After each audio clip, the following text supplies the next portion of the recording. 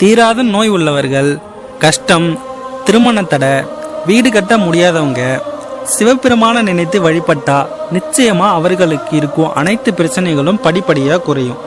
மாதந்தோறும் தேய்பிறை அதிர்ஷ்டமி, தேய்பிறை சதுர்த்தி திதி என இந்த 2 நாட்களும் வரும். இது எல்லாருக்கும் அறிந்த ஒன்றுதான். தீராத நோய் உள்ளவங்க மாதந்தோறும் இந்த 2 நாட்களிலும் ஒருவேளை மட்டும் உணவு அருந்தி சிவபெருமான நினைத்து வழிபட்டா நிச்சயமா அவர்களுக்கு இருக்கும் நோய் நீங்கும். தொடர்ந்து மாதந்தோறும் இந்த விரதத்தை இருந்து பாருங்க.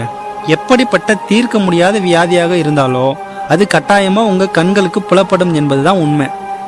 உடல்நிலை சரியில்லாதவங்க சாப்பிடாம இருக்கிறது கஷ்டம்தான். முடிஞ்சவரை பழம்பால் குடிச்சிட்டு விரதத்தை மேற்கொள்ளுங்க. நீண்ட நாட்களா எதிர்பாராத ஒன்று நடக்காம தள்ளி போயிட்டே இருக்கா? சூரிய உதயத்திற்கு முன்பாக தீபமேற்றி 48 நாட்கள் தொடர்ந்து உங்கள் வேண்டுதலை வையுங்க.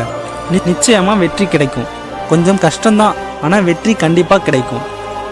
உங்க வாழ்க்கையில கஷ்டத்தை தவிர வேற எதுவுமே சந்தித்தது இல்லையா? எதிர்பாராத திருப்பத்தை பெற வேண்டுமா? அமாவாசை என்று திங்கக்கிழமை அல்லது திங்கக்கிழமைகள்ல வரும் அமாவாசை எப்படி வேணாலும் எடுத்துக்கொள்ளலாம். இரண்டுமே ஒண்ணுதான்.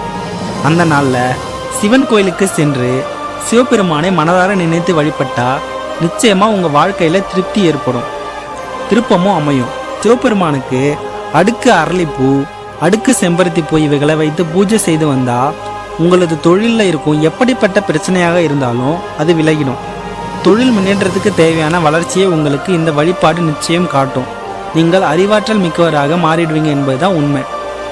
புதன்கிழமை அன்று பச்சைப்பயிறு, மறிக்குழந்தை இவைகளை புதன் பகவானுக்கு தொடர்ந்து படைத்து வந்தா உங்கள் ஜாதகத்தில் இருக்கும் புதன் கிரக கோளாறுகள் விலகும். சந்திரனின் அருளை முழுமையா பெற வேண்டுமென்றா ஆரஞ்சாதம், மல்லி, அல்லி போன்ற வெள்ளை நிற பூக்களை சந்திரனுக்கு சுற்றி வழிபட வேண்டும். இதன் மூலம் அதிர்ஷ்டமான வாழ்க்கையை நம்மால பெற முடியும். அதிர்ஷ்டம் கெட்டவர்கள் என்று உங்களை யாராலும் சொல்ல முடியாத அளவிற்கு நீங்க தொட்டதெல்லாம் துலங்கும்.